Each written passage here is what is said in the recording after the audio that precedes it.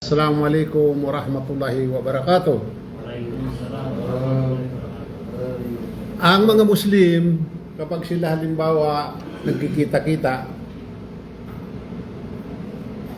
o kaya pumasok ka sa bahay, lagi itong binibigkas, Assalamualaikum warahmatullahi wabarakatuh. So sa atin, natin alam yan because Arabic nga yan.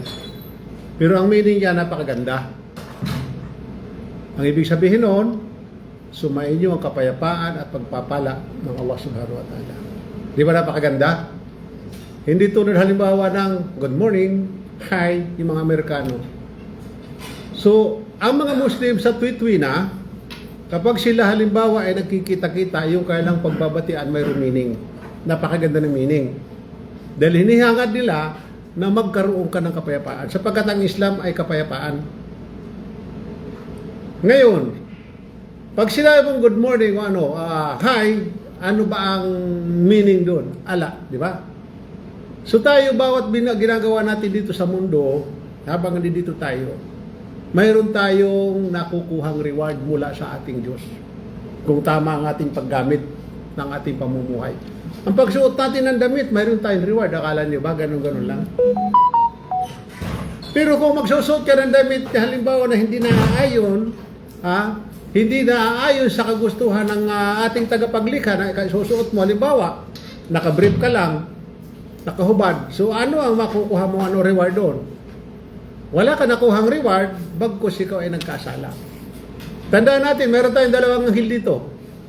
Itong anghel natin na ito sa kanan at balikat. Ito yung sumusulat ng ating mabuting gawa ang nasa kanan. At dito naman sa kaliwa, yes. Ipakuha ko sila ng saan pwede. Nang? Kakanis na ito. Walang problema. Sige. Ito Ustad, baka isipin mo ano yan, na ano lang ng form. Okay yan. Basta't galing sa'yo. Mula sa puso yan. Okay. Kumuha kayo doon. Padalaw-dalawa lang. Para hindi mapuno doon. Dalaw-dalaw. Sige. Okay doon. Libre ito, baka masabihin nyo, bayad ha? Walang bayad yan. Baka siningil kayo doon. O sige, pwede nyo bro. Bro. Medyo nahiya pa kami. Lagay nyo lang sila, bahala na mag-abot doon. Pakilagay nyo lang doon sa ganito. Ha? Nahiya ito mga ito. Nahiya yan. Hindi. Hindi. Hati-hatiin mo na. Para ay iabot sa kanila. Doon na ayusin. Bago kasi kami siya. Ito, hindi na ito, mahihayin ito. Mamayat yan. Mamayat na nga. Takpan ko una para hindi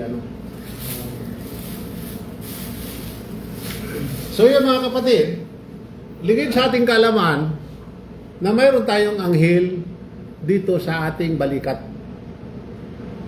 Ito nga sa kanan na ito, yung sumusulat ng ating mabuting ginagawa.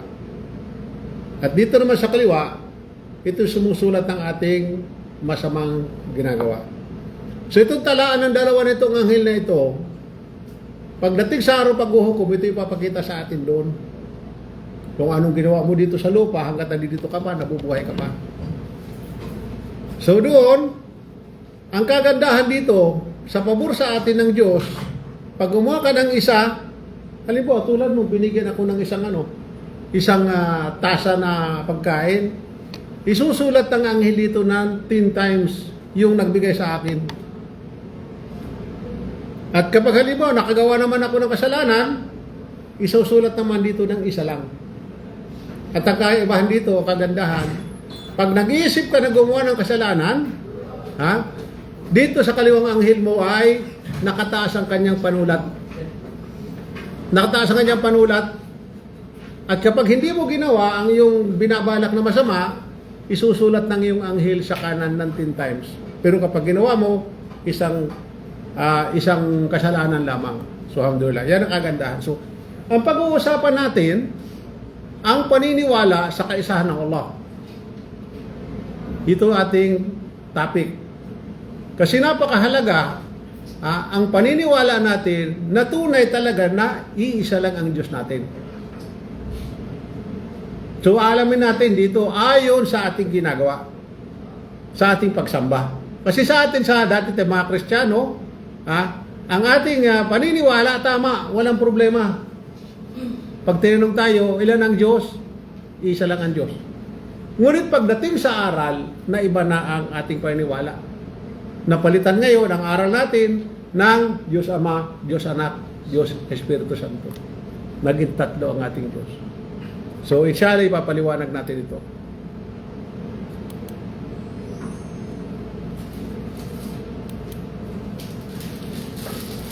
Okay.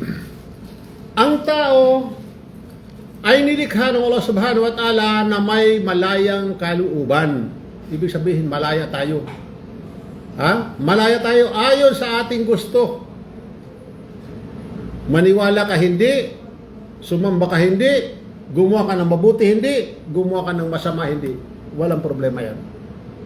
Malaya ka ayon sa iyong nais gawin mo. Ito yung ipinagkaloob sa atin na pabor ng Diyos. Na hindi niya ipinagkaloob sa ibang kanyang mga nilikha.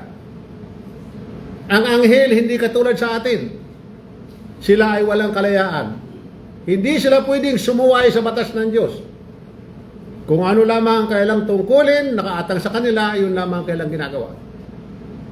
Bawat isa sa atin ay mayroong mga sariling mga anghel.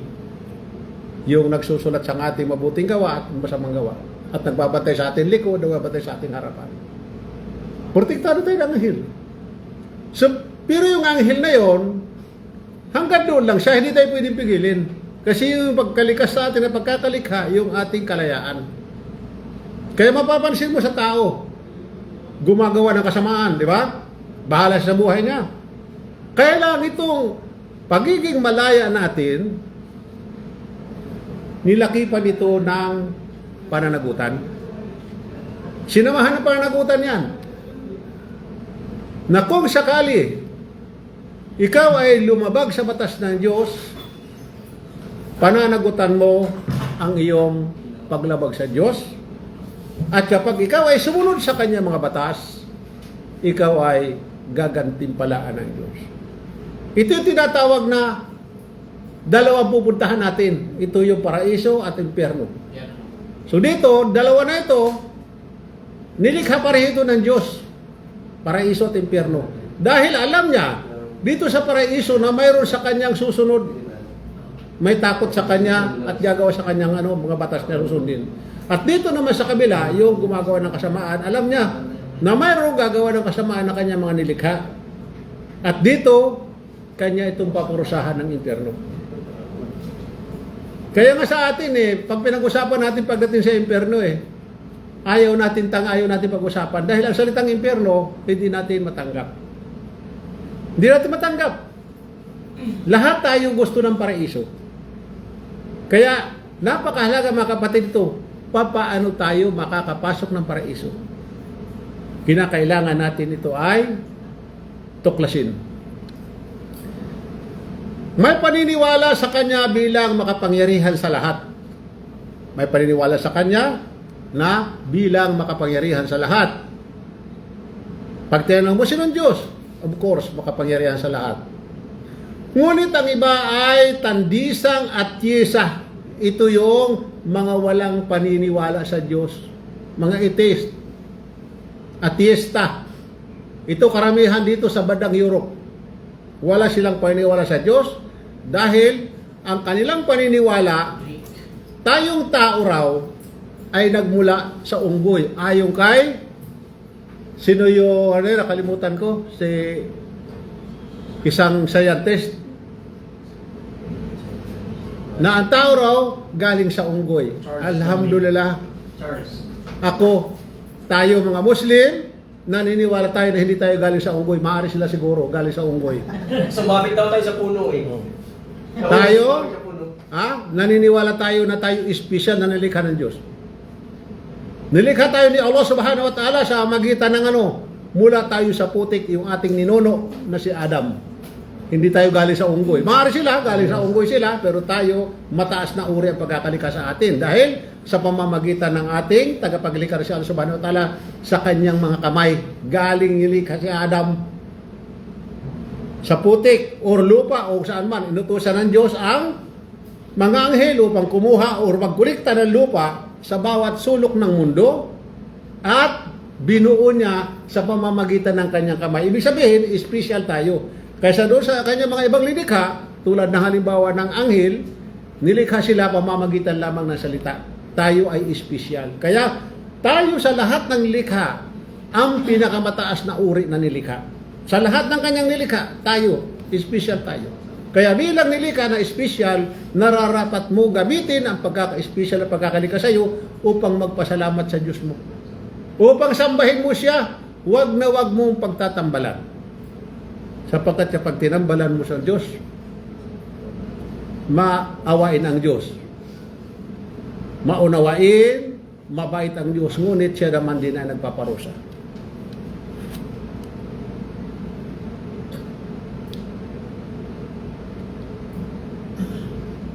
Sila ang mga taong walang kaalaman tungkol sa kapangyarihan ng Allah subhanahu wa ta'ala.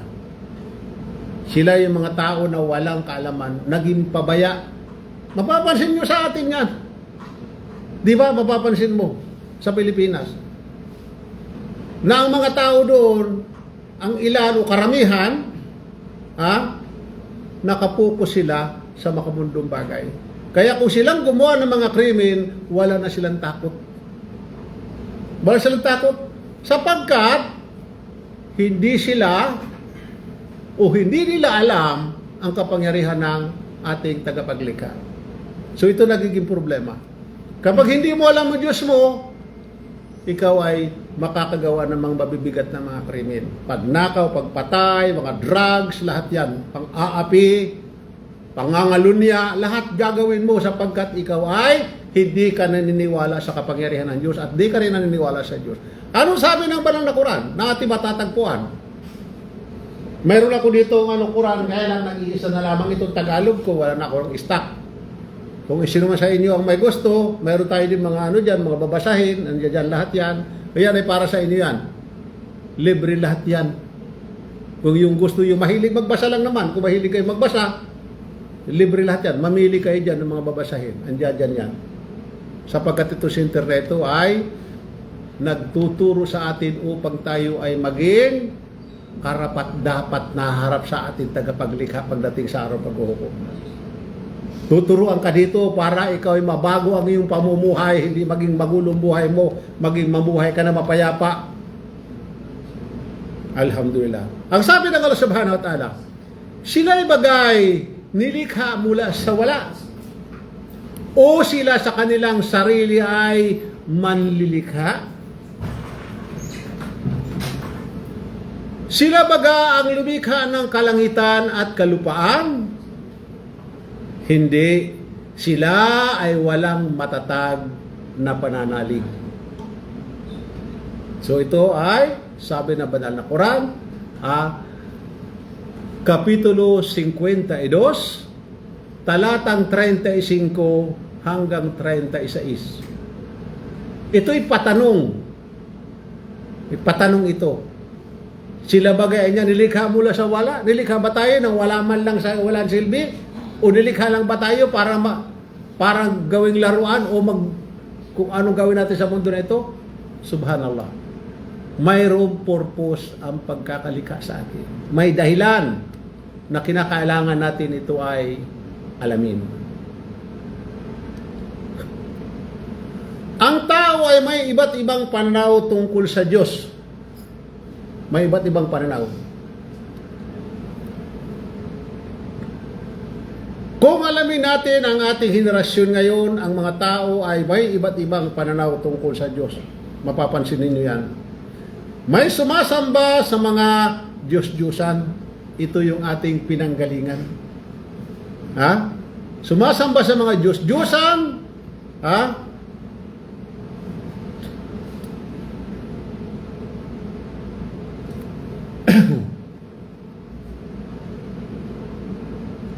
At may iba't ibang hugis ang mukha at kapangalan sa mga kinikilalang banal na tao. Ang pinatutukuyan dito yung ating relihiyon na pinanggalingan, ang Roman Catholic. Mapapansin mo sa atin, iba't iba ang ating sinasamba na hugis ng ating Diyos. Depende ito kung anong lahing pinanggalingan mo. Kapag ikaw halimbawa ay puti, ang iyong sinasamba na Jesus ay puti. Kapag negro naman, ang iyong Jesus na sinasamba ay negro, itim. Pag Chinese naman, ang iyong naman sinasamba na Jesus ay singkit ang mata. At kapag sa Pilipino naman, ang sinasamba mo na Jesus ay katulad natin. Dito pa lamang kung halimbawa gagamitin natin ang ating katalinuhan. Dito pa lamang mag-iisip ka na, bakit kaya magkaiba-iba ang Diyos ko? Pati mga pangalan ng ating Diyos, iba-iba rin ang pangalan natin pagtawag natin sa ating Diyos. Depende sa wika na ginamit mo. Kapag halimbawa sa Pilipinas ka, tatawagin mo ang Diyos na God or Lord or Jesus. Pagdating sa ibang bansa, Jesus naman. Naging English na. O Panginoon naman sa Tagalog. O Diyos, Panginoon. So dito, mapapansin natin bakit nagkaiba-iba ang pangalan at mga larawan ng ating Diyos na sinasamba. Yung pinag-uukulan natin ng pagsamba. Dahil kung tayo ay naniniwala na ang Diyos natin ay nag-iisa lamang, saan man siya pumunta mo tingnan, dapat yan ang kanyang tatawag mong pangalan at ganyan din ang kanyang mukha na dapat na iyong kung may mukha nga ang Diyos mo. So, ngayon, hindi natin namalayan na ang ating pagsamba ay nagkaroon ng problema dahil hindi tayo nagsaliksik. Hindi tayo mahilig magsaliksik. Ni pagbabasa nga, wala tayong hilig.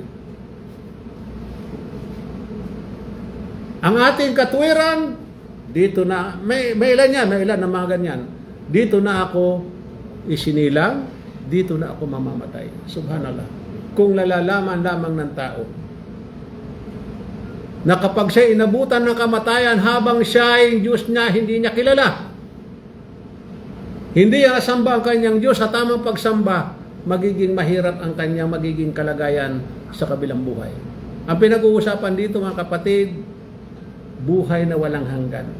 Hindi dito basta-basta. Dahil kapag tayo ay nabutan ng kamatayan at muli tayong binuhay, wala na tayong kamatayan. Kaya kinakailangan maging wais ka. Maging wais tayo. Tiyakin natin, ulit-ulitin natin hanggang sa dulo ng ating buhay. Tama ba ang Diyos na aking sinasamba? Siya nga ba ito ang Diyos na ito? Ano ba mga katangian ng Diyos dapat kong sambahin? So kinakailangan yan mga kapatid. Huwag tayong magpabaya. Huwag natin hayaan na abutan tayo ng ating huling hininga. Na tayo ay nangangapa sa dilim. Na tayo ay nalilito. Dahil ang Diyos ay nagbigay siya ng mga palatandaan, mga propeta. Mga katangian niya, ibinigay niya dito sa lupa sa mga tao para siya ay masamba ng ayon sa kanyang kagustuhan.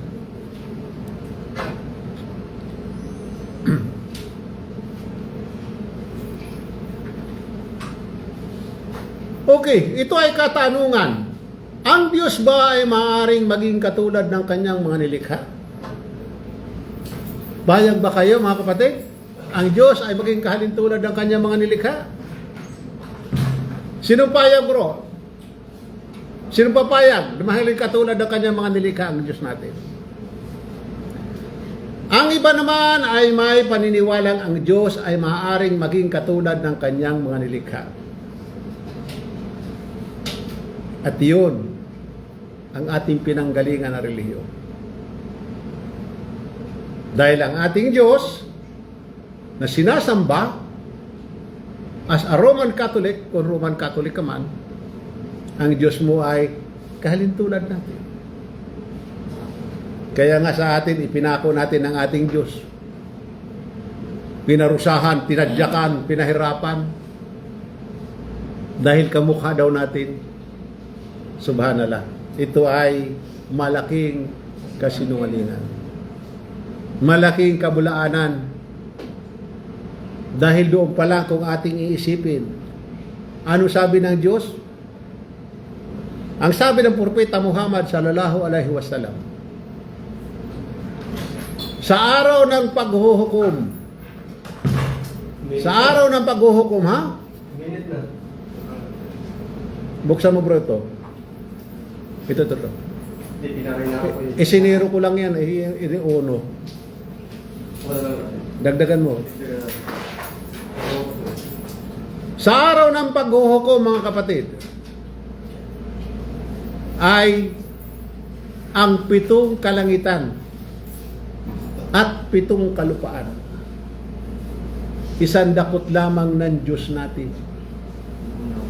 Gaano ba kalaki ang Diyos natin? Allahu Akbar. Kaya nga tinawag siyang Allahu Akbar. Wala pa tayo sa unang langit. Andito pa lang tayo sa mundo. Kung ikukumpara mo ang mundo sa kalawakan, kung titingnan mo, hindi halos makita ang ating mundo. Tuldok lang.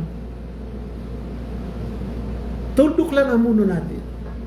Pagkatapos ang Diyos sa sinasamba mo, kasinlaki lang nito.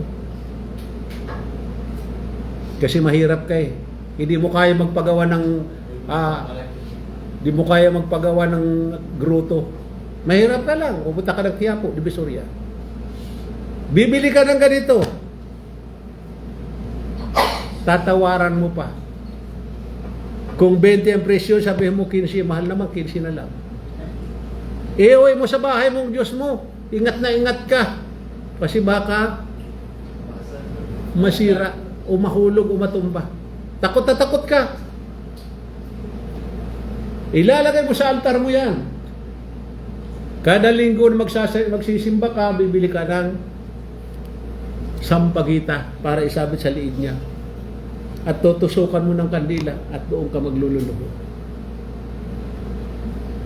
Itong binili mo na ito, hindi mo alam kung saan ang galing karugtong nito, baka pinanggatong lamang. Hindi mo alam ang gumawa nito, maaari na nigarilyo o may inom habang gumagawa ng Diyos mo. Dinamitan lamang, sinamba mo. At yan ay pinagbabawal sa Biblia. 10 utos. Exodus 23 hanggang 5. Anong sabi ng Diyos? Huwag kang magkakaroon ng ibang Diyos sa harap ko. Huwag kang gagawa ng anumang inanyuan. Sabi ha, inanyuan ha? Ng kawangis man. Sa langit, sa lupa, sa ilalim ng tubig. Anong ginawa ng ating mga ngaral? Pinasamba tayo. Pinasamba tayo sa Diyos na ginawa lamang ng ating kapwa. Pero marami sa ating naniniwala dito, nagpapagaling daw yan. Kaya mapapansin mo pag halimbawa pista ng Nazareno, ang dami nakikipagagawan dyan, nakikipagtulakan para lang makapagpunas ng kanilang panyo. Dahil daw nagpapagaling yan. Subhanallah. Naniniwala ba tayo niya? Naniniwala ka ba bilang tao na nilikha ng Diyos sa mataas na uri pagkakalika? Kung totoo yan, dapat noong COVID, dinala sa mga hospital yan dapat. Pinahalik yun yung may mga sakit doon. Sige, humalik ka, huwag ka na magpunas, halik na mismo. Ay di dapat nakatulog pa sila may sakit. Kahit ngayon, marami may sakit sa atin. Sa ospital, walang pambayad ng dahil mahihirap. Bakit hindi dalhin doon yan? Yung mga kapatid, ay kinakailangan natin mag-isip.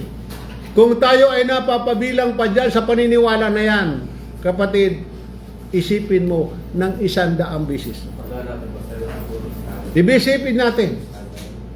Dahil dito mga kapatid, ay ang pinag-uusapan ay kaligtasan sa impyernong apoy. Pinakamabigat na kasalanan na nagagawa mo. Pinakamabigat na kasalanan na nagagawa mo sa Diyos mo, ang iyong pagtambalan ang Diyos mo.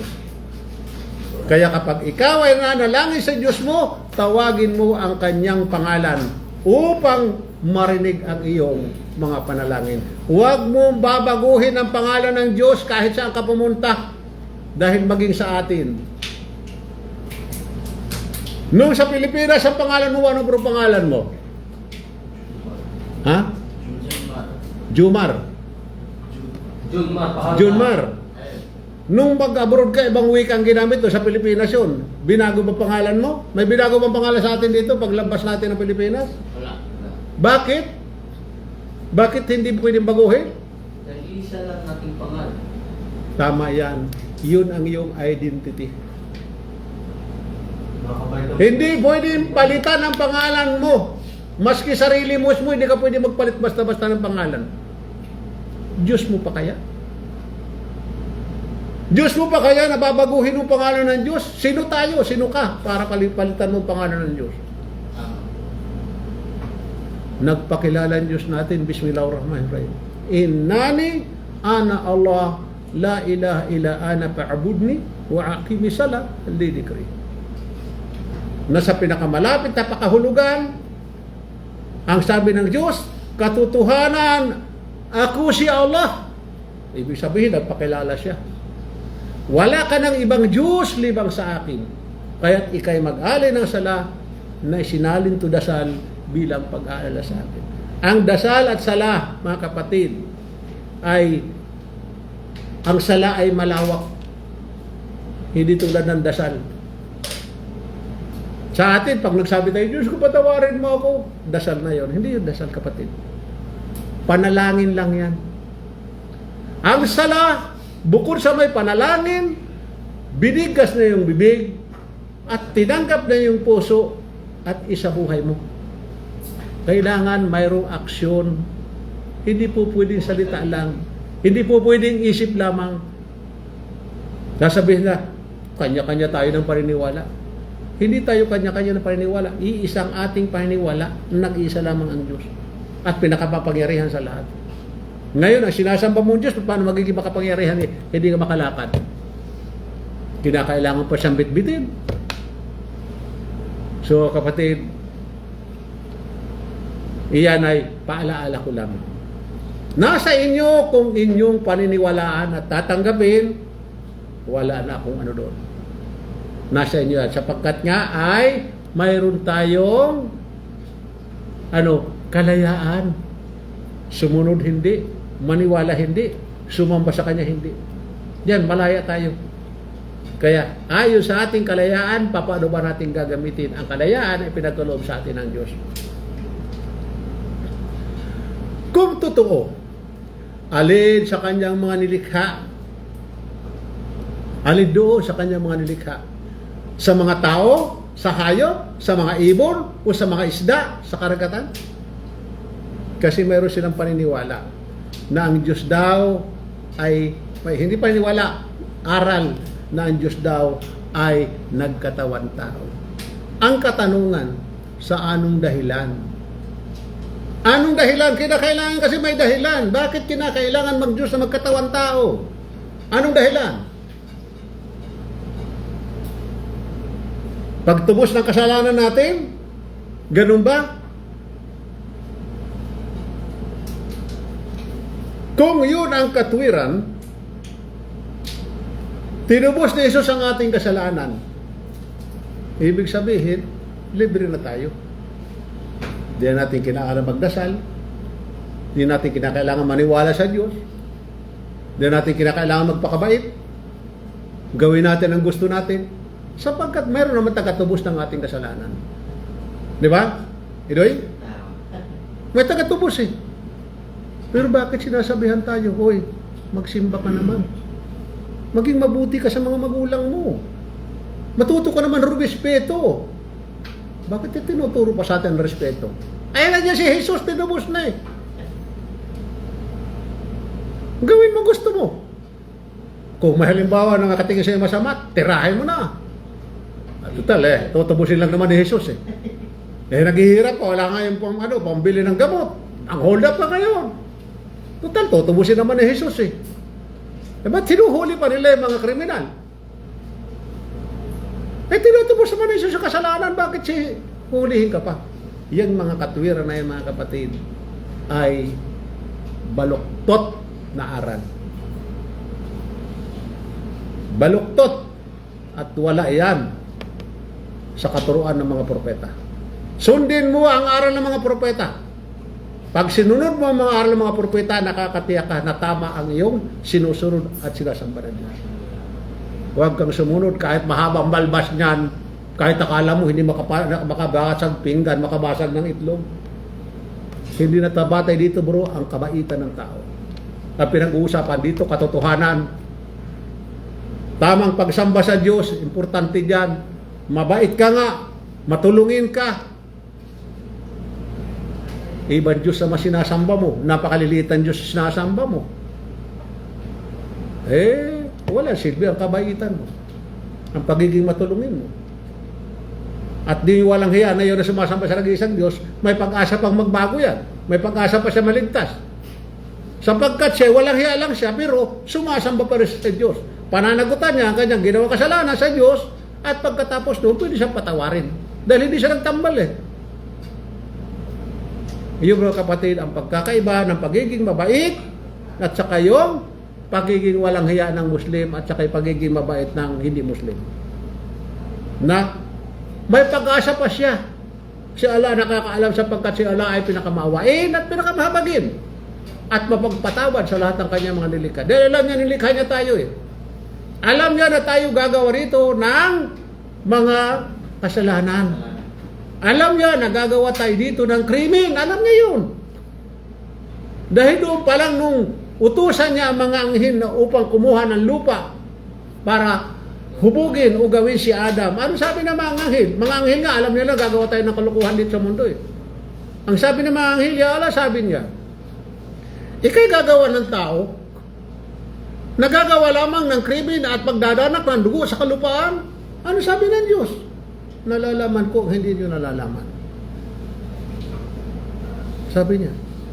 Pero ganun pa man, na tayo ay gagawa ng mga krimen, pagnanakaw, pagpatay, pang-aapi, nilikha pa rin tayo ng Diyos. Upang subukan tayo kung sino sa atin ang tunay na sumasamba sa Kanya lang. Allahu Akbar. Kaya kapatid, ang pagsamba ay napakahalaga. Ang kasalanan natin, pwede tayong patawarin, humingi ka ng kapatawaran. Sabi ng propeta Muhammad sallallahu alaihi wasallam, ang sinumang sumaksi na walang ibang Diyos na dapat sambahin maliban si Allah, at sumaksi siya na si Muhammad ay sugo ng Allah, at siya sumaksi na si Muhammad, si Jesus o Isa ay sugo ni Allah, gaano man siya kasamang tao, pinakamasamang tao siya, patatawarin ng kanyang kasalanan.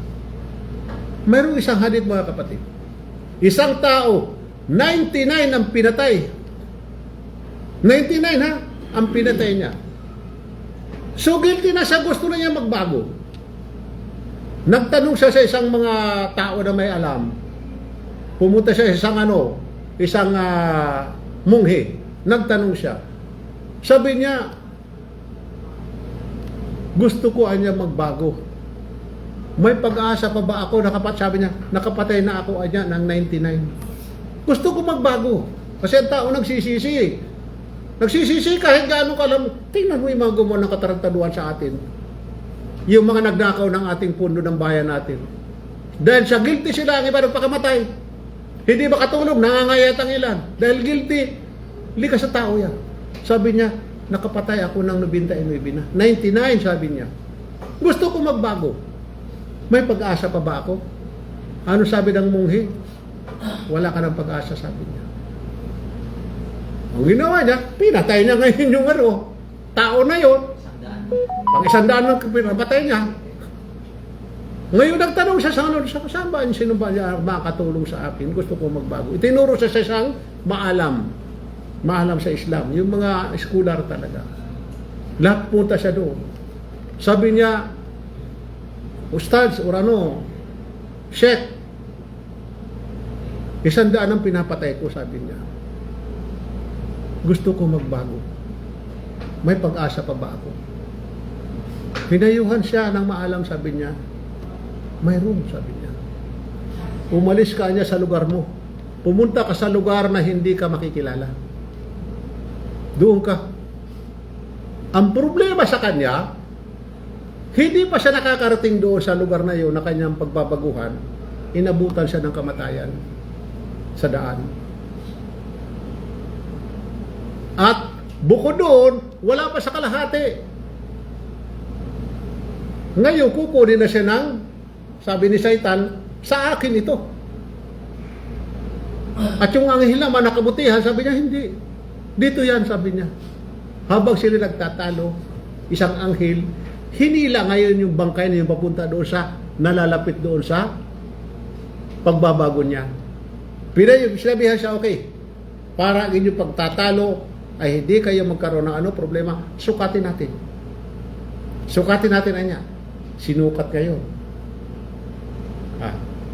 Mas malapit siya doon sa kanyang pagbabaguhan, ibig sabihin doon siya ay napunta sa paraiso. Napatawan siya nito. Pero mo, 99 pinatay. So ito ay, ibig sabihin ay pangalatandaan na ang Diyos ay gagawa ng paraan para ikaw ay iligtas sa impyernong apoy. Dahil ikaw ay mula sa puso ang iyong pagbabago. Huwag tayong mawalan ng pag-asa, mga kapatid. Huwag tayong mawalan ng pag-asa. Kahit gaano tayo kasama, pag tayo ay nagbalik loob sa Diyos natin, kay Allah subhanahu wa ta'ala, patatawarin niya tayo. Dahil nilikha nga tayo. Siya ang lumikha sa atin. At siya ang may karapatan magpatawad at magparusa sa atin. Walang sinuman. Kaya ang kasalanan ng isang Muslim, ginawa niya kasalanan niya, pananagutan niya kay Allah subhanahu wa ta'ala. Hindi kadamay ako, hindi kadamay kung sino-sino sa atin dito. Halimbawa, gumawa ng kasalanan ako, hindi kayo kasama, ko lang yun. Bakit ko naman manadamay kayo? Ako lang gumawa ng kasalanan. Maging sa Biblia, ang sabi ng Biblia, ang sino mang kumain ng ubas, ay siya lamang ang magkakaroon ng mangingilo ang ipin. Ang kasalanan ng ama, sabi niya, ay hindi kasalanan ng anak. Kung sino lamang ang nagkasala, siya lamang ang namapatay. Bakit ipinaako kay Jesus ang ating kasalanan? Kung ang Biblia mismo ay sinabi. Iyong kapatid ang palaisipan ngayon. Nasa atin ngayon ang pag-iisip. Ngayon, ang kinalalagyan ba natin relihiyon ay tama? O tayo ba ay naliligaw? Tama kaya ang sabi ng banal na Quran na tayo mga Kristiyano, tinawag tayo sa banal na Quran na tayo ay mga ligaw. Mga ligaw tayo. Alhamdulillah. Kung totoo ito at bakit nga?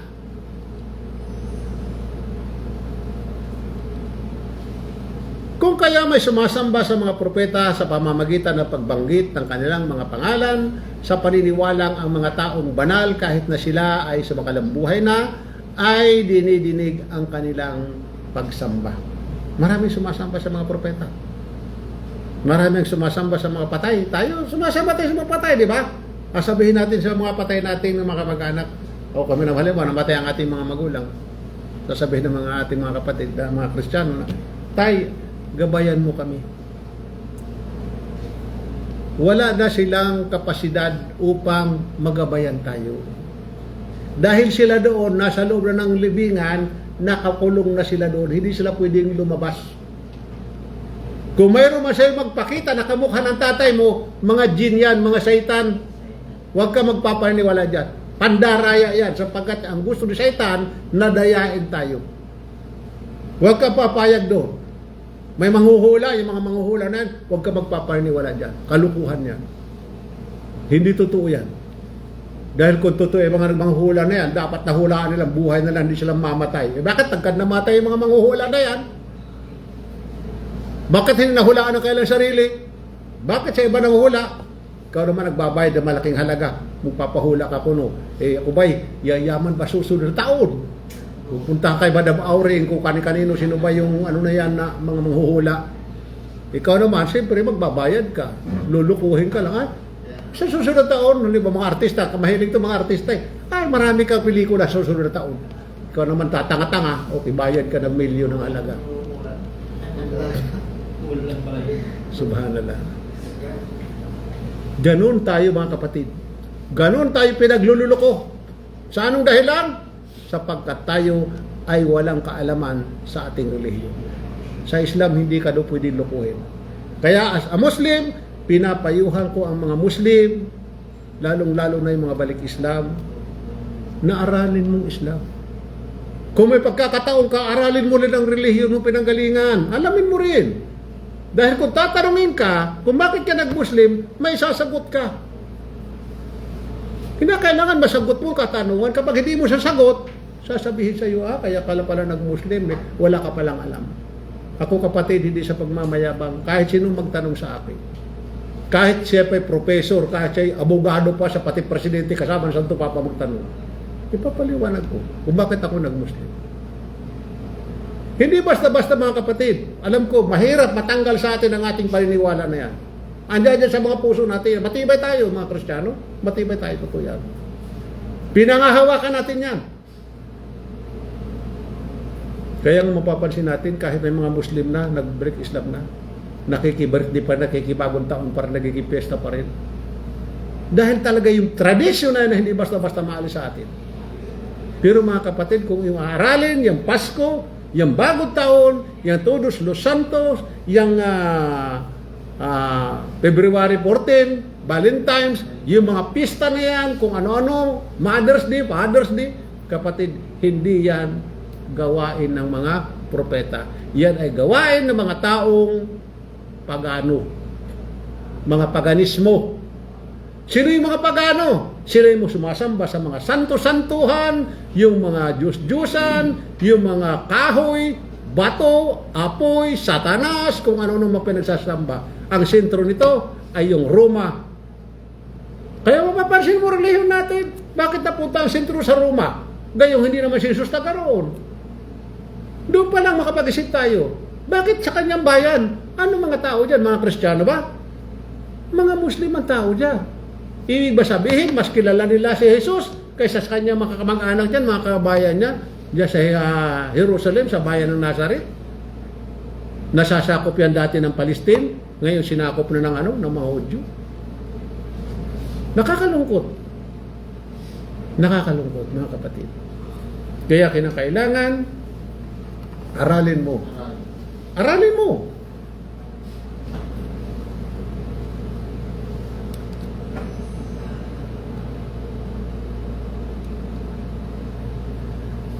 Sa reliyong Islam, ang pagsambaliban kay Allah subhanahu wa ta'ala ay isang malaking kalakastangan sa Kanya. Kasalanang walang kapatawaran. Kapag inabot ka ng kamatayan habang ikay sumasamba sa iba, ang sabi ng Allah subhanahu wa ta'ala, Bismillahirrahmanirrahim, Ya ayyuhalladhina amanu ittaqullaha haqqa tuqati wa la tamutunna illa wa antum muslimun. Na ibig sabihin doon, kayong mananampalataya, matakot kayo kay Allah ng angkop na pagkatakot at huwag niyong hayaan na kayo ay mamatay nang hindi nasa loob ng Islam bilang Muslim. Binalaan tayo. Nagbabala ang Diyos. Nasa atin na yun. Kung ating paniniwalaan, o ating susundin, o ayaw natin. Walang problema yan. Dahil nga, sabi ko nga kanina, yung kalayaan ay pinagkaloob sa atin. Malaya tayo, ayon sa ating gusto. Alhamdulillah. At ang kanyang magiging tirahan sa kabilang buhay ay ang impyernong apoy na ang mapanggatong ay mga tao na makasalanan at mga batong nagbabaga at naglalagablab na apoy. Ito yung mga panggatong mga tao. Subhanallah. Dito nga lang, mapasok nga lang ang daliri mo ng puspuro eh. Ngingiyaw ka na. Hindi mo masakit. Mapasok ka lang. Ayun pa kaya na. Gagatong ka. Subhanallah. At least, alhamdulillah, nakarating sa atin ang mensahe. Di ba? Nakarating sa atin ang mensahe. Ang masama, pwede sa atin nakarating. Inilihim sa atin. Ito yung panawagan mula sa Allah subhanahu wa ta'ala. Quran, Kapitulo 2, talatang 21. Ito ay panawagan mula sa Allah subhanahu wa ta'ala. Para sa mga sangkatauhan, sambahin ninyo ang Allah na siyang inyong Rab na isinalinta Panginoon, na tagapaglikha ang nangangalaga sa inyo sa pamamagitan ng kanyang mga biyaya at kagandahang loob. Allahu Akbar. Ano-ano mga biyaya na hindi natin mabilang na biyaya? Ano yun? Ito palang pagiging malakas ng ating katawan, pagiging kumpleto ng ating katawan, isa itong biyaya. Na hindi tayo nilikha na bulag. Hindi tinlikha na bingkong ang katawan natin. Hindi tinlikha na abnormal. Kompleto tayo. Isang biyaya yun. Andiyan pa yung tubig na ating iniinom. Araw-araw. Pampaligo lahat ng ating kailangan. Andiyan yung liwanag. Andiyan yung karagatan. Mga pananim, mga hayupan. Allahu Akbar. Yun yung mga nilikha niya. Para sa kanya mga nilikha. Ikaw may hindi naniniwala sa kanya o naniniwala, nakikinabang ka. Kahit hindi ka sumamba sa kanya, mayroon kang pakinabang sa kanya nilikha. Umiinom ka ng tubig, kumakain ka. Di ba? Alhamdulillah. Lahat ng kanyang nilikha ay itong mundo na ito, binigay niya lahat. Wala ka nang hahanapin pa, andito na. Kompleto. Hindi ka na magreklamo. So yun ang kanyang kagandahan loob na ipinagkaloob sa atin. Kaya ka nararapat na tayo, Ya Allah, patawarin mo ako sa aking mga pagkakasala. Ya Allah, pagkalooban mo ako ng matibay, o malakas na katawan. Pagaanin mo sa akin ang aking mga gawain. Ilayo mo ako sa mga sakuna, mga sakit, mabibigat na mga pagsubok. Hingin mo kay Allah subhanahu wa ta'ala. At sa Allah, pagkalooban mo ko ng kayamanan, kasaganaan, kaligayahan, at kapayapaan. At mga bagay-bagay na kakailanganin ko dito sa lupa habang nandito pa ako. At higit sa lahat, Ya Allah, ipagkaloob mo sa akin ang pinakamataas na antas ng paraiso. At ilayo mo ako sa kaparusahan sa impyernong apoy. At ganun din naman sa libingan. Manalangin ka. Hingin mo kay Allah lahat ang gusto mo. Ibibigay sa iya kung tunay ang yung sinasabi mula sa iyong puso. Pero kung nagkukunwari ka lamang, si Allah nakakaalam mo. Alhamdulillah.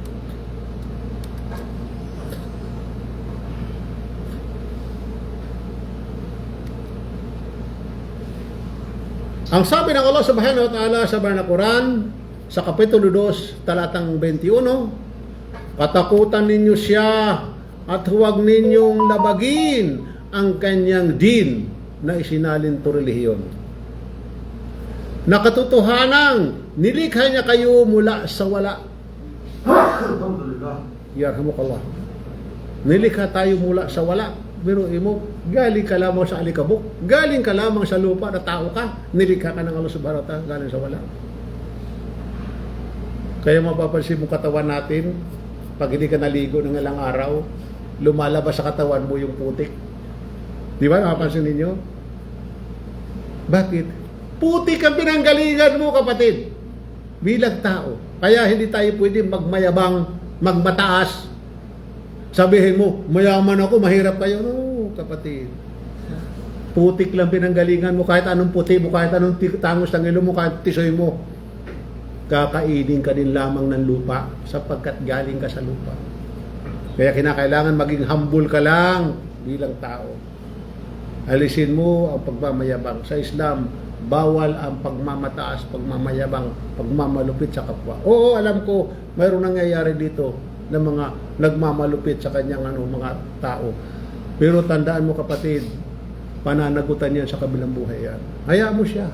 May hangganan ang mundo. May hangganan tayo dito. Darating ang panahon na tayo doon sa kabilang buhay, amo mo man siya, ikaw ngayon ay nasa taas, siya ngayon ay nasa baba. Ang papagtiis ka dito lang, mapagtiis lang, pagtimpi. Importante yan, mga kapatid.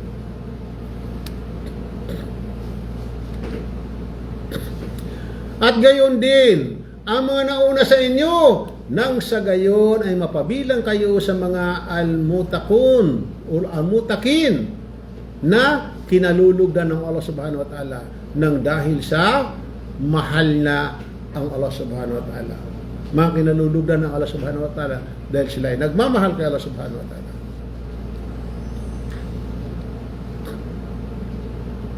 Siya ang inyong Rab na tagapaglikha, na lumikha ng kalangitan o kalupaan ng palatag o palatag upang maging madali para sa inyo ang inyong pamumuhay sa ibabaw nito. Quran, talatang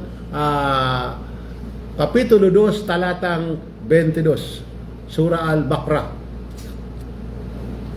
Gayon din ang mga kalangitan Ginawa niya ito ng pagkatatag-tatag at ibinaba niya ang tubig ulan mula sa mga ulap. Allahu Akbar. Malinaw. Mula sa ulap ang tubig ulan na ating iniinom.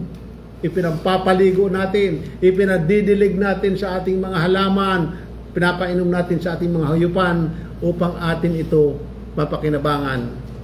Dahil kung walang tubig, sabi nga ng mga ibang lahi, ang Pilipino raw masyado magastos sa tubig. Sabi ko, totoo yan. Kasi sa kanila, lalong ibang lahi, sabi na bawal daw maligo ng araw-araw. Sabi ko sa mga sa mga Pilipino kako, hindi pwede kako yan. Sa amin kako sa Pilipinas, araw-araw kako naliligo ang tao doon. So nasanay kami kako na naliligo pagdating namin dito, kaya kami dito ay pag walang tubig, sakit ng ulo. Sino ang ating ugali? Kaya tayo, masyala, tayo, malinis tayo mga Pilipino sa lahat ng mga ibang lahi dito. Malinis tayo, alhamdulillah. Ito yung ating kinamulatan. Kaya sila, hindi sila po pwede araw-araw na maligo daw, bawal daw. Sabi ko, aywa ko, sa Islam ka ko, kinakailangan ka ko ay kalinisan. Tinuturo dito ay kalinisan. Kinakailangan malinis tayo sa ating katawan, malinis tayo sa ating puso, malinis tayo sa ating isipan. Alhamdulillah. At sa pamamagitan nito ay pinasibol niya ang iba't ibang uri ng mga bunga at mga pananim bilang kabuhayan para sa inyo. Allahu Akbar. Mga pabor ng Allah Subhanahu wa Ta'ala sa atin. Pinakikinabangan natin. At itong mundo na ito, o mga pananim, minsan pinag-aaway-awayan pa natin, nakakagawa pa ang tao ng krimen. Pag halimbawa, nagnakaw ka ng prutas, samantala yan, hindi naman sa yan. Yan, mula kay Allah Subhanahu wa Ta'ala, ang halimbawa may dumaan, sasabihin, nagnakaw ka, ikukulong ka. Subhanallah. Meron ako nabalitaan dyan, nagnakaw ng mangga. Pero siya nagtanim doon, di nga lang kanyang lupa pagtaniman niya. Siya nagtanim, ngayon, inanin niya ngayon, yung kanya tinanim. Pero hindi kanyang lupa. Ang nangyari sa kanya, kinulong siya, pinakulong. Unfair naman ganun. Samantala sa atin, kung magnakaw, bilyon-bilyon, ha? Hindi man lang nakukulong. Ganun ba ang batas? Ganun ba ang batas ng tao?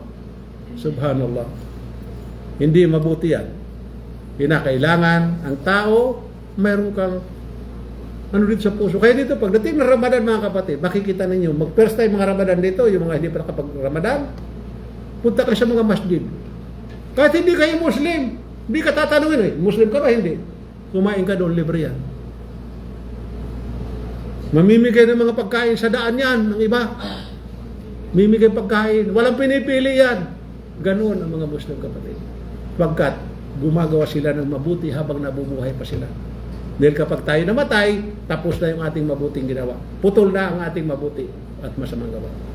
Kaya habang nandito tayo, gumawa tayo ng maraming mabuti habang nabubuhay pa tayo.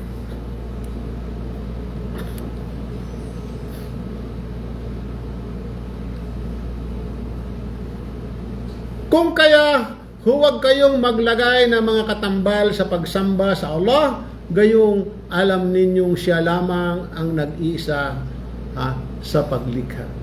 Ito'y babala sa mga sumasamba sa iba bukod kay Allah Subhanahu wa Ta'ala.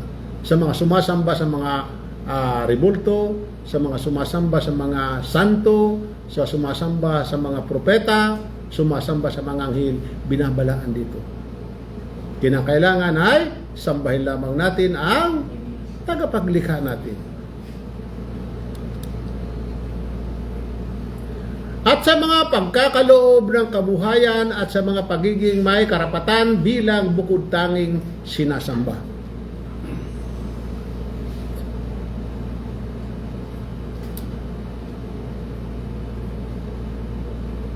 Dito hinamin ng Allah Subhanahu wa Ta'ala ang mga taong hindi naniniwala sa Kanya. Hinamon niya.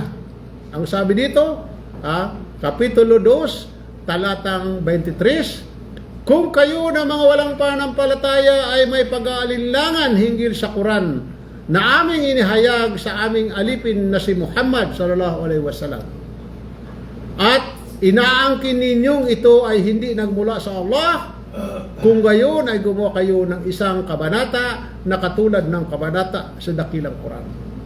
Hinamon sila. Ang mga matatalino, mga cum laude kuno, nakarating na sa langit o sa buwan ang tao, hinamon sila ng Diyos na kung hindi sila niwala, sabi niya, gumawa kayo ng isang kabanata. Pinakamaikli ang kabanata ng Quran ay 3 lamang. 3 sentence lamang.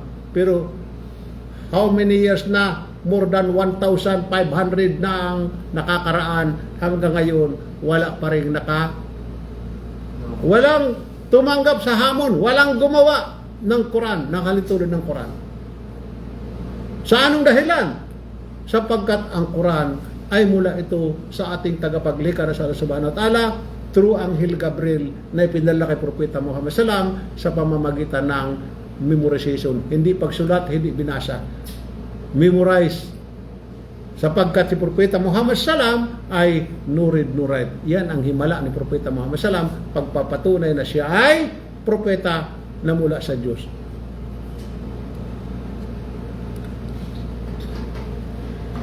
At tawagin ninyo ang sinumang nakakayanan o makakayanan ninyong tawagin bukod sa Allah upang tumulong sa inyo kung kayo ay nagsasabi ng katotohanan sa inyong pag-aangkin. Tawagin daw ang sino man. Lahat ng klase ng tao, pinakamatalino, lahat tawagin daw, sabi ng Allah Subhanahu wa Ta'ala sa banal na Quran, magpatulong sila. Bakit hindi nila magawa? Anong dahilan? Katiyakan, sabi niya, hindi ninyo magagawa. Hindi ninyo magagawa. Subalit, sabi niya, kung hindi ninyo ito makakayanang gawin at bilang katiyakan, sabi niya, ngayon at kahit na magpakailanman ay hindi ninyo ito makakayanang gawin. Tiniyak ng Allah Subhanahu wa Ta'ala na walang makakagawa. Tiniyak niya magpakailanman. Kaya ang Quran na ito ay Allahu Akbar. Ang Quran na ito ay mananatili hanggang sa dulo ng panahon. Ito ay salin sa English at Tagalog. Ang original nito ay yung Arabic. Yan. Hinamon ang sangkatauhan. Isama na ang mga jin o mga inkanto maggawa ng Quran. Walang sumagot sa hamon ng Allah Subhanahu wa Ta'ala. Kung, sabi niya, kung kayo ay hindi naniniwala. Sa makatuwid, katakutan ninyo ang impyernong apoy sa pamamagitan ng paniniwala kay Allah o kay Propeta Muhammad SAW at pagsunod kay Allah Subhanahu wa Ta'ala. Katakutan ang apoy ng impyerno.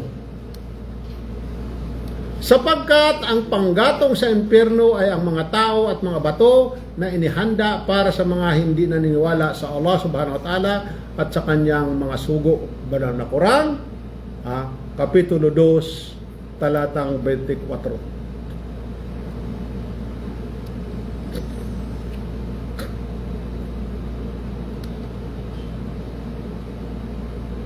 Ang impyernong apoy ang siyang tirahan sa mga taong sumasamba sa mga nilikha ni Allah Subhanahu wa Ta'ala. Yan ang kanyang magiging tirahan magpasawalang hanggan. Hindi na siya pwede doon makalabas, maliban kung siya ay sumasamba lamang. Nung siya inabutan ng kamatayan, makasalanan nga lang siya, ngunit siya sumasamba kay Allah Subhanahu wa Ta'ala, naniwala siya mula sa kanyang puso ng pinakamaliit na paniniwala, kasing laki lamang ng buto ng mustapa. Ikaw ay mustasa. Buto ng mustasa. Makakalabas ka, sabi ng Propeta Muhammad SAW. Basta't mayroon kang paniniwala na kasing laki ng buto ng mustapa. Mustasa. Malaki talaga ang Buto ng mustasa. malaki yung buto ko. Alhamdulillah. Ito ang pinakamatinding parusa sa mga taong tuwirang ayaw kumilala sa Diyos, bagkus nagmamataas, nagbubulag-bulagan at nagmamaang-maangan sa katotohanan.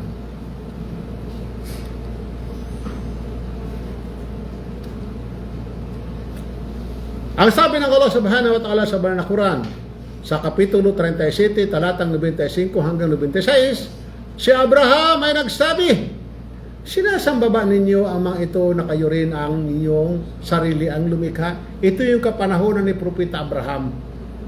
Kasi dito, ang kasaysayan ni Propeta Abraham, ang kanyang tatay ay tagagawa ng santo, taga-ukit, yung sculptor, gumagawa ng santo. Magkalaban sila mag-ama. Si Propeta Abraham ay naniniwala siya sa mga santo na walang silbi yan. Hindi makakatulong. Kaya sabi niya, sabi niya Propeta Abraham, sinasamba ba ninyo ang mga ito na kayo rin ang inyong sarili ang lumikha o lumilok? Samantalang si Allah subhanahu wa ta'ala ang lumikha sa inyo at ang inyong ginagawa ng mga Diyos-Diyosan.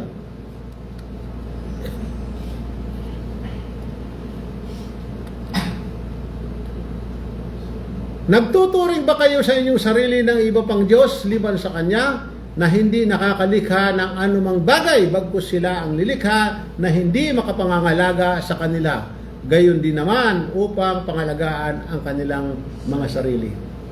Ito yung mga katanungan sa mga taong sumasamba. Banal na Quran sa Kapitulo 7, talatang 191 hanggang 192. At hindi lamang sa banal na Quran ang pinagbabawal ni Allah subhanahu wa ta'ala ang pagsamba sa mga Diyos-Diyosan.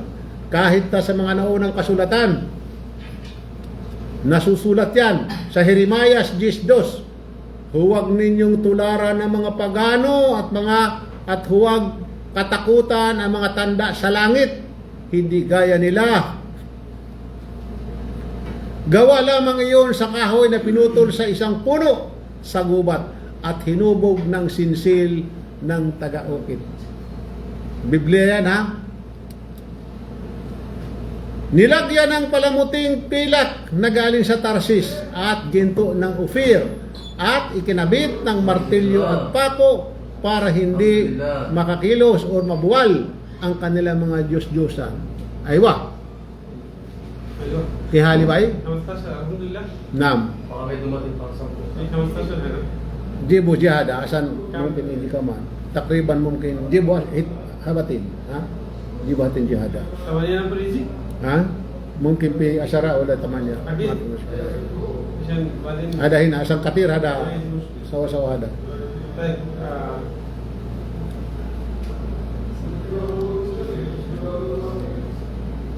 Gaya ng panakot ng ibon sa pagkawanan o sa kapakwanan ang kanilang mga Diyos-Diyosan na hindi makapagsasalita.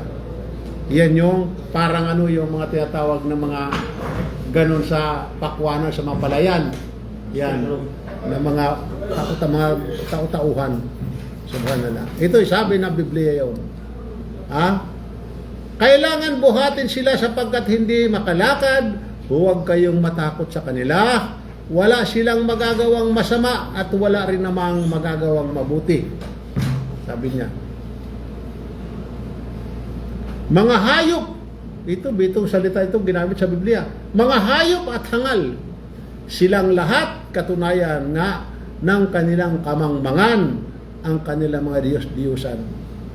Tunay nga naman, napakamangmang mo kapag ikay sumumba ka sa mga Diyos-Diyosan na yan, na alam mong inukit lamang ng kapwa mo. Doon pala makapag-isip ka na kung tama nga ba ang inyong sinasamba ng Diyos.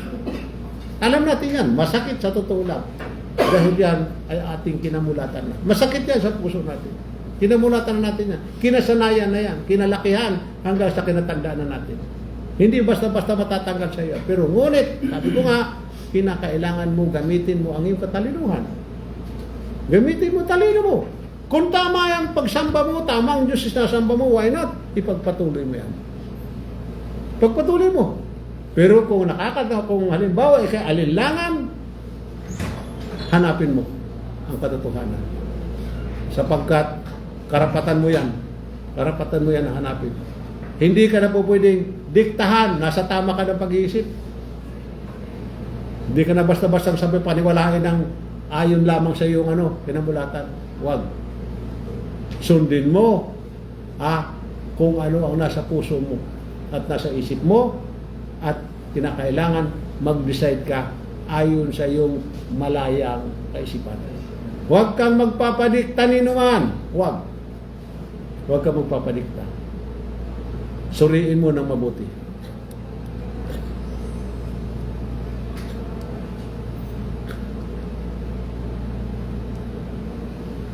At dagdagang paliwanag ni Propeta Jesus patungkol sa kaisahan ni Allah Subhanahu wa Ta'ala. Ang sabi dito, at sila ay nagtanong kay Propeta Jesus, ano ang una sa lahat ng utos? Tinanong si Jesus dito. Sabi niya dito, Marcos 12:29. Sumagot si Jesus na ito ang una, makinig nawa o Israel, iisa lamang ang Panginoon na ating Diyos. Jesus mismo na ating sinasamba. Ang sabi mismo niya dito, ayon sa Marcos 12:29, isa lamang ang Panginoon na ating Diyos. Hindi niya sinabi na, isa lamang inyong Panginoon na ako ang Diyos. Hindi niya sinabi yun. Ating Diyos, sabi niya. Kasama siya doon sa pagiging sumasamba sa Diyos. So, ebidensya dito ng Biblia, Quran, pareho. Ngayon, ang iyong aral, bakit ka iba? Ibig sabihin, hindi aral ni Jesus at hindi aral mula sa Diyos ang ating ginagawa. Kundi ito ay aral mula sa mga taong mga pagano. At mamahalin mo ang Panginoon mong Diyos ng buong puso, ng buong lakas at buong kaluluwa. Isalin mo sa Arabic ngayon yan. Iyan ay tinatawag na Al-Islam. Al-Islam. Sapagkat bakit? Sapagkat Jesus ay nangangaral ng Islam at hindi Christianity ang kanya pinangaral. At ang salitang Kristiyano ng kanyang panahon, hindi narinig. Walang Kristiyano ng kanyang panahon. So, paano masasabi ngayon na kahit tagasunod ni Jesus, kung si Jesus ay hindi naging Kristiyano? Allahu Akbar. Malinaw, alhamdulillah, manal na Quran at Biblia ay nagkasundo silang dalawa patungkol sa Diyos at patungkol din kay Jesus. Kaya, ngayon, malinaw na sa atin, alhamdulillah.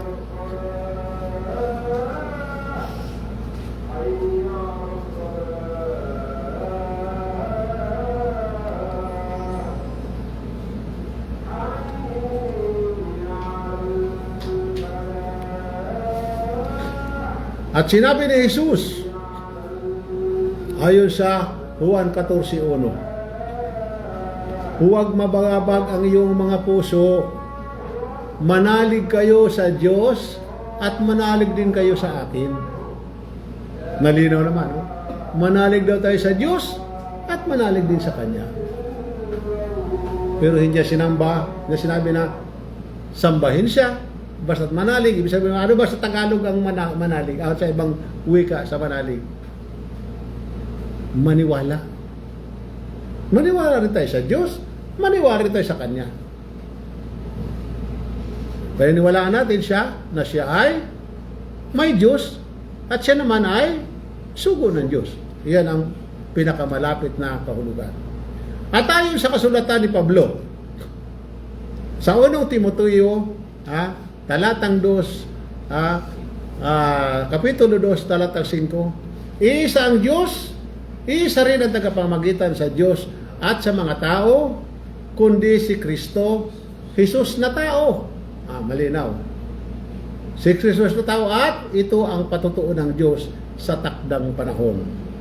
Maging si Pablo na sinungaling, sabi niya na si Jesus daw ay tao. Hindi naman sinabi ni Pablo rin na Diyos Jesus. Kasi pa iba-iba ang aral ni Pablo na ating natatanggap sa mga kapatid. Mga kapatid, ang ating nasunod na aral, yung 14 na sulat ni Pablo na nakapasok sa Bagong Tipan. 1 Corinthians, 2 Corinthians, Ephesians, Colossians, Romans, at Timoteo. Yan, mga ano ni Pablo yan. 14 yan na nakapaloob sa Bagong Tipan, at yun ang pinagkuhanan ng ating doktrina. Kaya tayo, hindi tayo mga followers of Jesus. Kung ikaw, halimbawa, Kristiyano ka, ikaw ay followers ni Pablo. Paulinian Christianity ka. Hindi ka Kristiyano ni Jesus.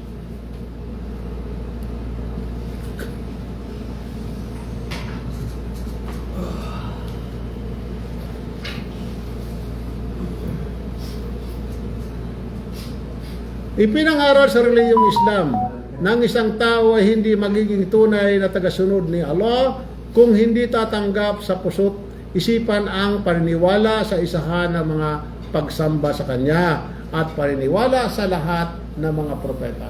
Kinakailangan paniwalaan mo ang lahat ng propeta na umabot silang lahat ng 124,000 prophet and messenger.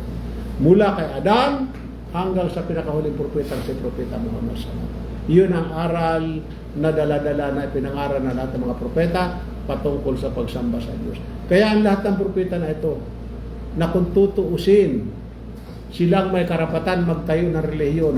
Pero bakit hindi sila nagtayo ng relihiyon? Hindi sila nagtatag. Bakit tayo ng mga pangkarniwang tao ay nagtayo ng relihiyon? Sa anong dahilan? Na kung tutuusin ang mga propeta ang may karunungan, sapagkat sila pinili ng Diyos. Sila pinadala sa bawat generation. Bakit walang propeta nagtayo ng relihiyon? Bakit walang propeta naging Kristiyano, naging Roman Catholic, Iglesia ni Cristo, born again sa Jehovah, El Shaddai, o ano mang klaseng Kristyanismo? Bakit? Bakit tayo nagtayo? Bakit sila Manalo, sila nagtayo ng relihiyon? Sila Padre, yung mga Santo Papa. May karapatan ba sila magtayo ng relihiyon? Bumadura Diyos eh. Kapatid, wala sinuman sa atin ang may karapatan. Dapat sa atin ay susunod lamang kung ano ang itinuro ng mga propeta, kung sinong propeta ang ating inabutan. Dito tayo nabuhay sa panahon ni Propeta Muhammad sallallahu alaihi wasallam. Sa ayaw natin at sa gusto, wala tayong magagawa. Dito tayo nabuhay. Kaya kinakailangan natin sundin kung ano ang dala-dala ng aral ni Propeta Muhammad sallallahu alaihi wasallam. Pero kung nabuhay ka sa panahon ni Propeta David, sundin mo. Panahon mo yun, na doon kay Propeta David. At mayroong ginagamit ang ilan natin mga kapatid na mga Kristiyano, mga pastor, na John 14:6. Ni sinabi raw ni Jesus, ako ang daan, buhay at katotohanan. Hindi ka makakaporoon sa karayan ng langit kung hindi sa pamagitan ko. Totoo yan. Tinatanggap ng mga Muslim. Pinananiwalaan ng mga Muslim yan. Sapagkat ang salita ni Jesus ay totoo. Ngunit ito ay dapat ipinapaliwanag sa atin. Ipinapaliwanag dapat sa atin ito ng ating mga mangangaral. Daan lamang si Jesus. Hindi siya Diyos. Ang lahat ng propeta, sila yung mga daan. Sila sa kailang katotohanan. Nung panahon ni Noah, nasa kanyang katotohanan. Siya ang daan. Yung mga hindi sumunod sa mga utos ng mga ni Noah, yung payo niya, mga aral, nalunod. Kasi siya ang panahon niya, sa panahon niya, siya ang daan, buhay, katotohanan. So kapag hindi mo sinunod si Propeta Noah, impyerno, bagsak mo. Hanggang sa dumating kay Abraham. Noong kapanahon ng Abraham, siya ang daan, buhay, at katotohanan. Kapag hindi mo sinunod ang aral ni Propeta Abraham, impyerno, bagsak mo. Hanggang sa lumipas si Propeta Abraham, lumipas. Ang pumalit sino? Moses. Noong kanyang panahon, si Moses ang daan, buhay, katotohanan.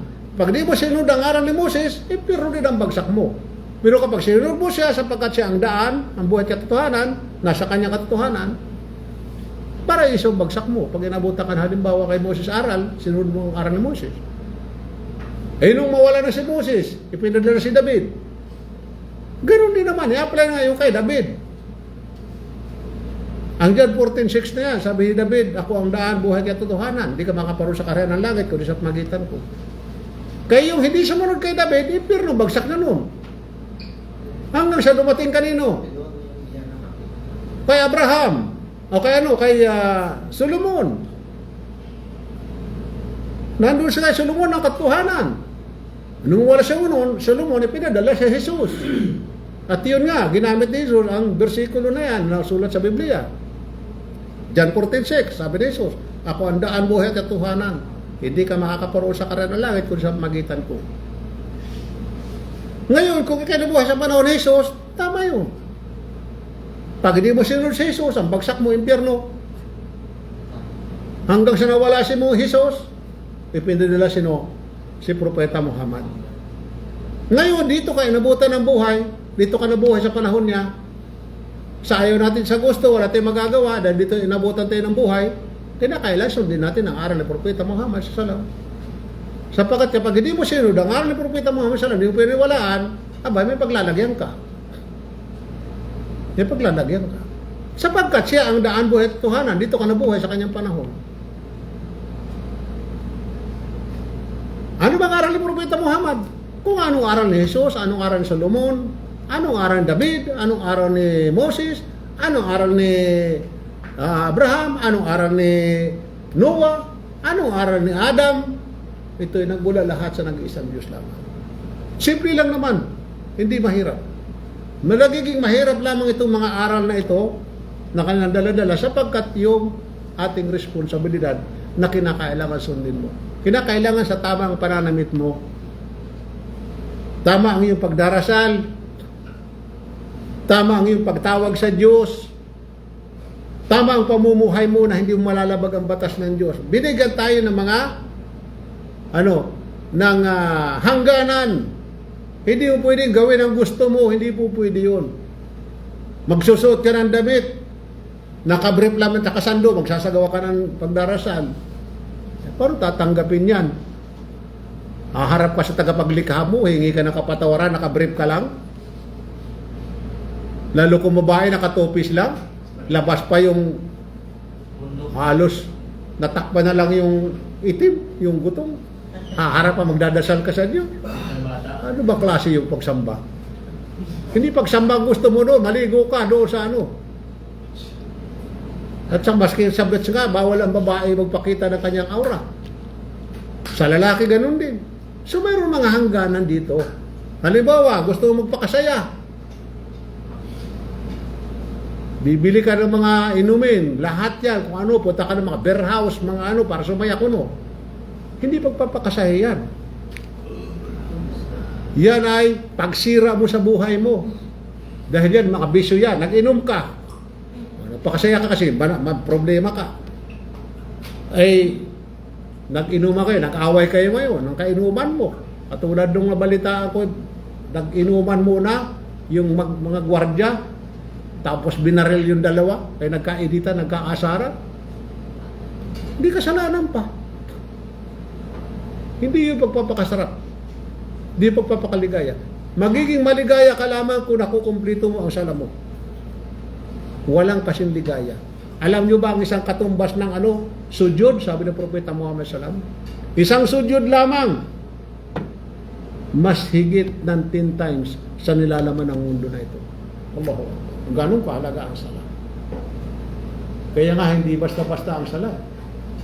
Hindi porkit siya Arabo, nagagawa niya. Hindi porkit halimbawa Maguindanao, Maranao siya nakakapagsara ng ganun. Ito kinakailangan mula sa puso at mayroon kang takot sa Diyos. Sapagkat pag may takot ka sa Diyos, maski wala siya nakakatikita, magsasagawa ka ng sala. Dahil iniisip mo, ang Diyos mo, nakikita ka kahit saan ka magpunta. Nalalaman ng Diyos mo kung ano nasa puso mo, ano nasa isip mo. Yun ang tunay na takot sa Diyos. Hindi takot ka na hindi ka magdadasal kasi tatakot ka sa Diyos. Yung takot na yun, ibang takot yun. Paglabag mo yun. So yun ang, yun lang mahirap naman dito sa Muslim. Ang sala, totoo. Yan lang ang pinakamahirap na gawain, ang sala. Pero ang lahat, wala problema. Sala lang. Bakit? Babangon ka madaling araw. Kahit malamig, kaya ka po si darling mo. Bubulong pa saitan sa'yo. Pagka na bumangon. Sarap lang kaya ka po si darling mo. Bubulungan ka no. Sabi siya ka na lang tal. Nagsyahada ka naman, Muslim ka naman. Yan yung mga, ang tanda natin mga kapatid, ang kalaban natin dito si Satan. At yung sarili natin. Sarili natin. Kaya kinakailangan sa sarili natin, tayo mismo ang kumontrol nito. Huwag kang magpapakontrol sa sarili mo. Huwag kang magpapaano. Huwag kang magpapaalipin sa sarili mo. Ikaw ang umalipin sa sarili mo. Sapagkat kapag nagawa mo yan, tagumpay ka. Pero kung ikaw, halimbawa, tinalo ng sarili mo, ang sarili natin, anong gusto nito? Pasarap lang sa buhay yan. Yan ang gusto ng sarili natin. Yan, painom-inom, pasabong-sabong, painding-inding, di ba? Punta ng mga beer house, saya ka doon padisko-disko, kita mo sa mga babae, pag tinatama ng ilaw, yung kumikislap-kislap, akala mo, gaganda. Mga ano, ang tingin mo lalo kung malagihay ka na, tingin mo sa babae, talagang akala mo, anghel. Tingnan mo kinabukasan niya, para mga bangkay yan. May tinawa ba sa inyo dyan, mga bro?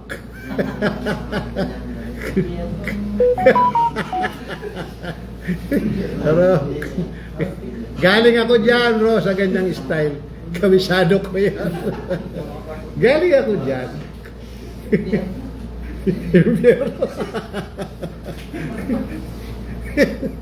Yan ang gusto ni Satan.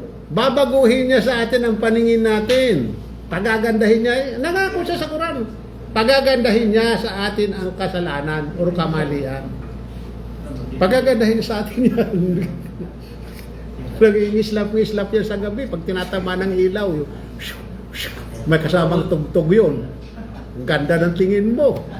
Kaya ikaw na medyo malagihay na, kakalubitin ka nun.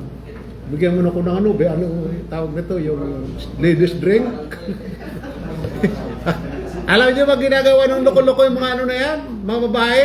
Paglilingon mo, binubuhos doon sa ano, kaya lalagay doon sa ano, sa yelo. Kaya makikita mong yelo, bakit ang dami tubig ng yelo? Hindi lalagay doon yung ano, yung ladies drink para makadami siya. Meron ng style mga yan. Kaya impyerno, sabi rin, impyerno talaga. Malino sa inyo mga kapatid, okay ka no? Tama ba, impyerno? Ba't ka tinitig? Ba't ka mara tinitira? Ano?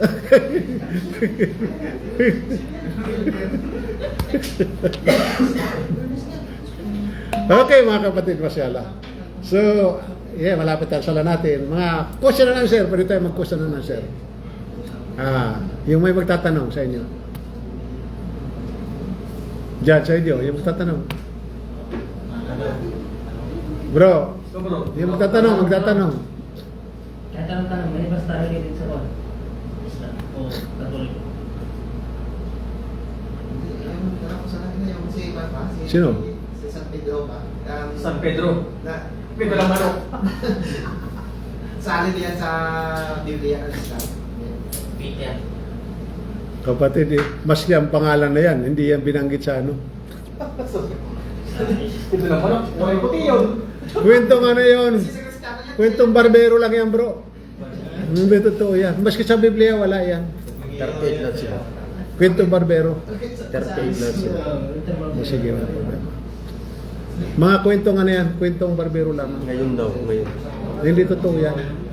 Kaya wag tayo magpapaniwala sa mga ano, kwentong ano. Yung kiso si San Pedro may dal manok tumitilao ko nun. Mga ano lang yan, mga hersey. Kasi belong sa Kristiyano na sa Kwento ng mga Kristiyano yan. Alam mo Kristiyano kung ano pinagkikwento kalukuhan yan. Pati nga yung pagkumpisal Pagkumpisal. Pagkukumpisalin ka, sana uso yan, kapanahonan ng Kastila sa atin. Magkukumpisal, halimbawa, okay. Ikaw halimbawa, nagdakaw ka ng kalabaw. Magkukumpisal kayo, padre. Padre, nagnakaw ako ng karabaw. Ngayon to si padre naman, tatawag ito ng pulis.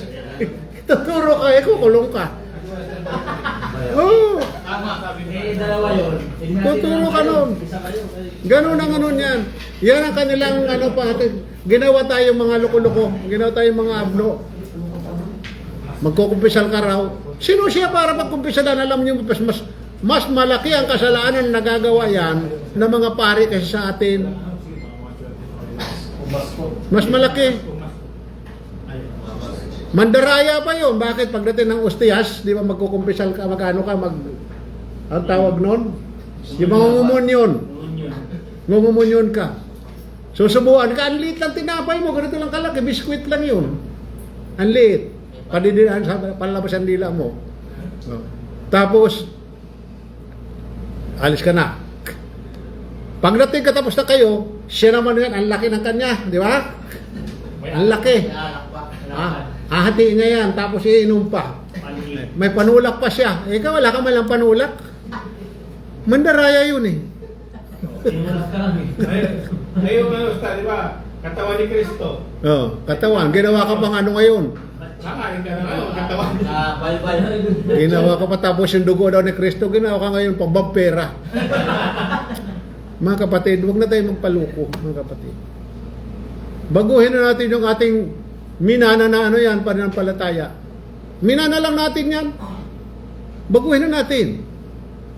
Sayang naman yung ating kaluluwa, impyerno bagsak. Impyerno, subhanallah. Matakot tayo sa impyerno. Kaya po, Ustad. Hmm? Share lang ako. May nakausap ako Kristiyano Katoliko.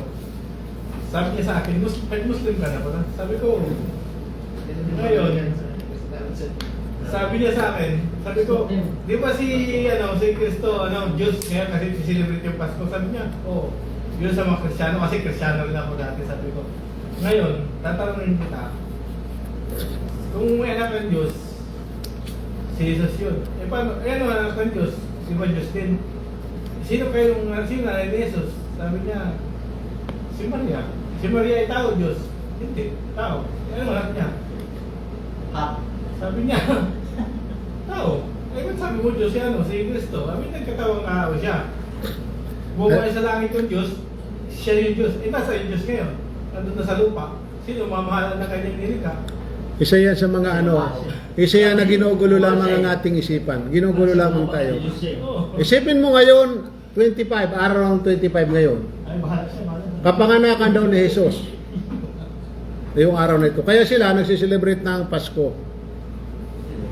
So, ito ay hindi ito totoo na si Jesus ay sinilang ng 25 ng December.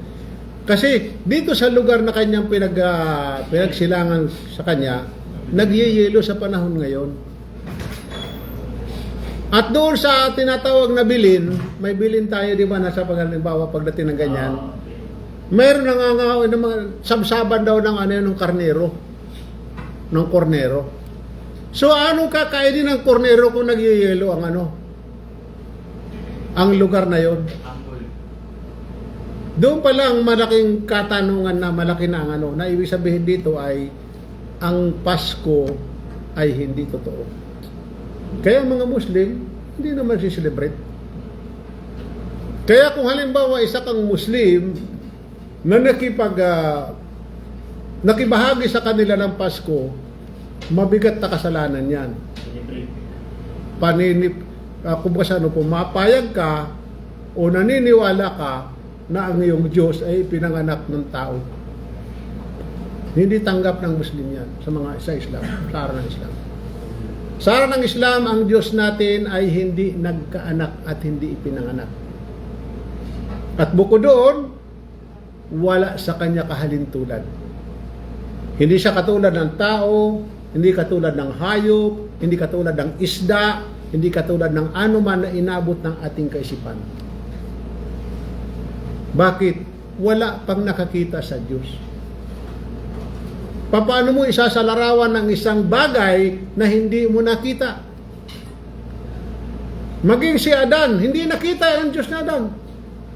Nilikha ng Diyos yan si Adan, pero hindi niya nakita ang Diyos. Wala tayong malinaw na susulat sa banal na Quran na nakita ni Adan ang Diyos, pero mayroon nakipag-usap sa Diyos. Sino yun? Si Moses. Nakipag-usap lang siya, hindi niya nakita ang mukha ng Diyos. Hindi pa nga Ustad na gusto kong makita yung mukha mo eh. Hindi pwede. Sa anong dahilan, bakit tayo magpakita sa atin ng Diyos? Mga kapatid, kinakailangan maging liwalinaw sa atin. Sabi ng Propeta Muhammad sallallahu alaihi wasallam, ang ating Diyos ay mayroong harang na liwanag sa kanyang mukha. Itong liwanag na ito, ang lahat ng abutin nito ay matutunaw. So gaano tayo kalaki? Gaano kalaki ang tao? Ngayon kung halimbawa, Sasabihin niya, okay, nakita kong Diyos ko. Alam problema. Ngayon, hindi pa tag-araw. Taglamig ngayon. Labas ka ngayon. Tingnan mo yung araw, titigan mo. Kaya ba natin titigan? Kung yung nilikha lamang ng Diyos na araw, hindi mo kayang titigan, paano pa kayang lumika sa araw? Sa Islam malinaw, hindi ka na magdadalawang isip pa sa pagdilala sa Diyos, sa paniwala mo sa Diyos. Makikita lamang natin ang Diyos, hindi dito sa mundo na ito. Kung ikaw ay magsisikap na makapasok sa paraiso, gagawa ka ng mabuti at sasamba ka lang sa Kanya. Doon mo lamang makikita yan sa paraiso. At pag nakita mong mukha ng Diyos mo, iyon ang pinakamasayang buhay na ikay naging tao. Ang masilayan mo yung Diyos mo na yung sinasamba, yung iyong pinag-uukawalan na iyong pagtitimpi ng sarili mo. Doon lamang, hindi dito sa mundo na ito. Kaya nga mga Muslim, na mga tutuwid na mga Muslim, nagpipigil na kanilang sarili sa makamundong bagay. May nakitang babae na sexy, pinipigil niya kanyang sarili na makagawa ng kasalanan. Bumabangon ng madaling araw para magsagawa ng sala, nagpapasti. Higing kapahamakan ng isang tao kapag hindi mo ito sinamba ang Diyos mo ng ayon sa kanyang kagustuhan. Nagpadala nga siya ng maraming propeta upang ituro sa atin ang tamang pagsamba sa Diyos. Ngayon, kung ang ating pagsamba sa Diyos natin ay kaiba sa mga tinuro ng mga propeta, ibig sabihin doon, iba, may paglalagyan tayo sa kabilang buhay. So yun lang mga kapatid ang aking may ano sa inyo, may bibigyan na isang nila. Sana naging malinaw sa atin at makaragdag sa atin makadagdag sa ating kaalaman at makapag-uwi kayo ng inyong natutunan dito sa center na ito. At karangalan ko rin na kayo ay nagpunta dito. Sana naging bukal sa iyong puso ang inyong pagpunta dito, hindi labag sa puso ninyo. At ang inyong matutunan dito mga kapatid, dadalhin nyo yan habang nabubuhay kayo. Saan man kayo pumunta, iyan ay inyong karagdagang kaalaman. Magdagdag tayo ng kaalaman. Huwag natin hayaan ang ating kaalaman mananatili hanggang noon lamang. Huwag tayong papayag na tayo ay yung maging sunod-sunuran na lamang. Didiktahan ka, huwag kang papayag. Suriin mo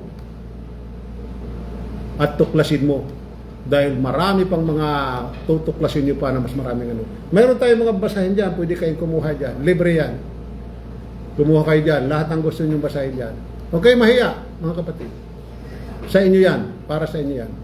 Yan ay inyong paglilibangan habang kayo ay nag-ano, habang kayo kung nasa trabaho man kayo, para mayroon kayong karagdagan sa inyong kaalaman. So mga kapatid, maraming salamat. Assalamualaikum warahmatullahi wabarakatuh.